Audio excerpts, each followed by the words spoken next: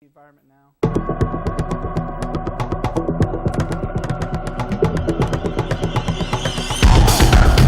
During these long winter months, it's easy to forget the beauty of nature. Gray skies and snow-covered hills make us long for the beautiful colors of spring. But one man has decided to try and make a change, taking it upon himself to bring some color back to the local fauna. Using a unique set of tools and skills, he is reminding us all of the beauty of nature's natural colors. He works alone, as an unsung hero of the community. Although his tactics may be strange, there is no denying his passion for the work and his dedication to the craft. Now, get ready for today's edition of Person to Person.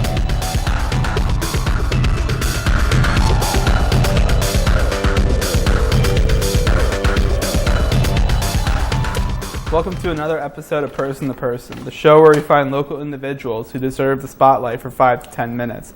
Our guest today has a very unique hobby that he's been doing for the better part of his life.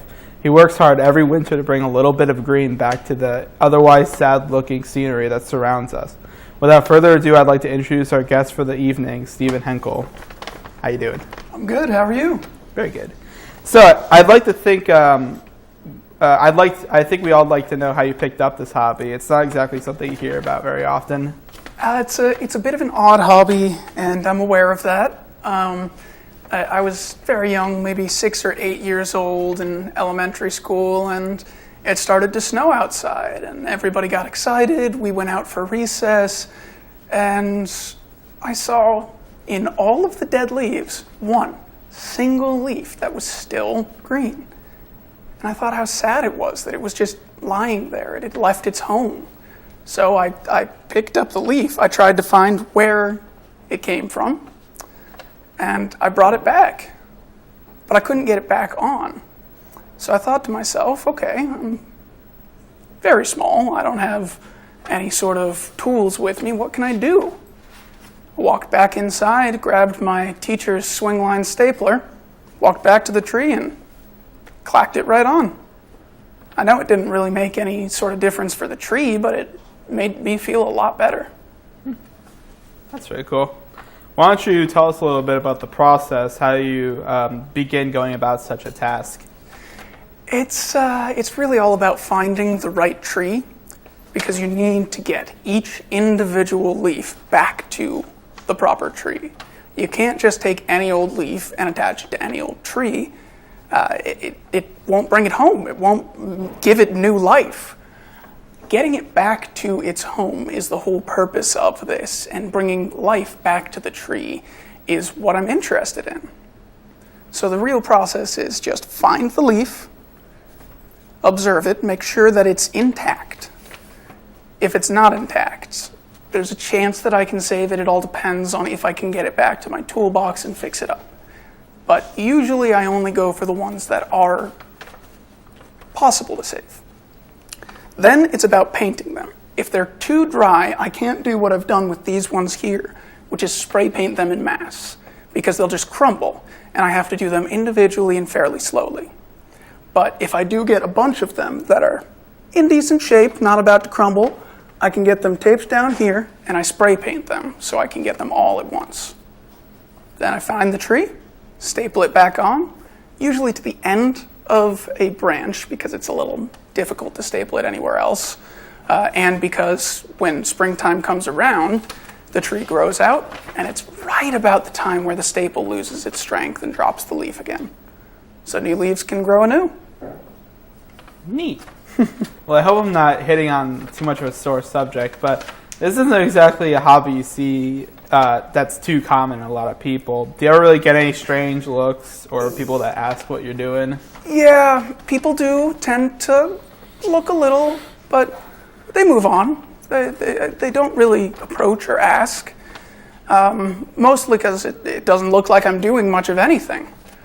When I'm in the process, it takes a while to get a tree to have enough leaves that it looks like I've done something. So people walking by and in passing, all they really see is a guy walking around and looking at a tree.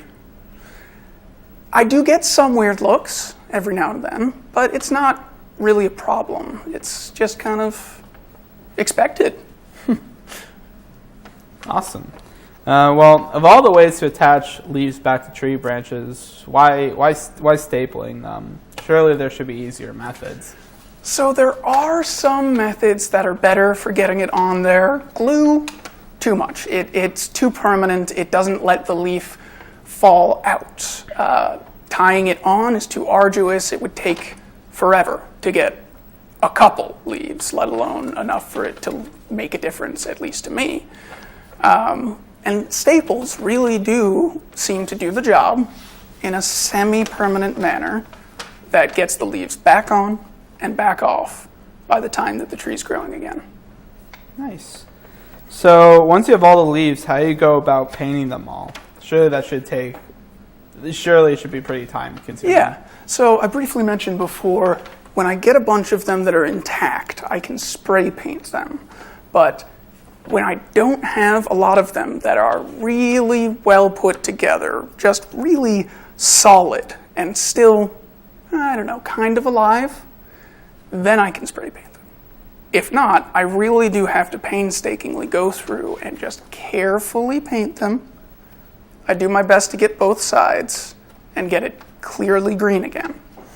But then when I'm finished with that, I let it dry, and then I take it out to the tree.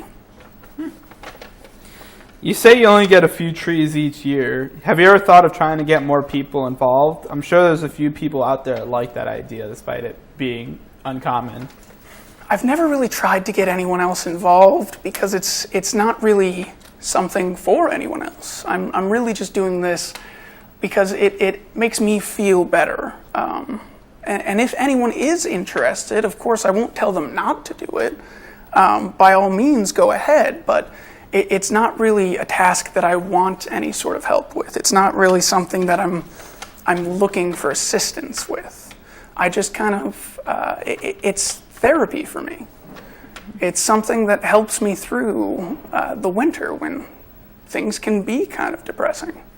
I totally get that, man. Winter is the most depressing time of the year. Bring on that global warming, am I right? Are there any notable memories you have from years of doing this? Definitely the most notable memory was the first, and I briefly mentioned this before, but that one leaf, that one special leaf just sitting there, still alive in a pile of dead leaves. I mean, it was still so green, and I remember it vividly to this day. And it really kind of changed my life. I saw the leaf, I grabbed the leaf, and it was beautiful. It was just something that felt so real. Well, I'd like to thank you for coming in today and sharing with us your quite interesting hobby, not gonna lie. Thank you for joining us for another edition of Person to Person. Today we got to meet an interesting individual with a very unique hobby. I hope you keep an eye out for his work around the area. He may not get much public attention, but here at the Norwalk Community College TV production course, we are proud to bring a light to him and individuals like him. Please join us next time for another edition of Person to Person. Once again, thanks for coming on. Thank you.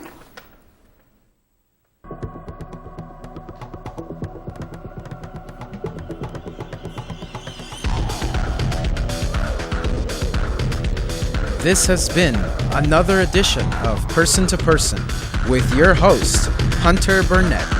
Directed by Greg Maguire. I'm your announcer, Jose. The New Directors is a Norwalk Community College student production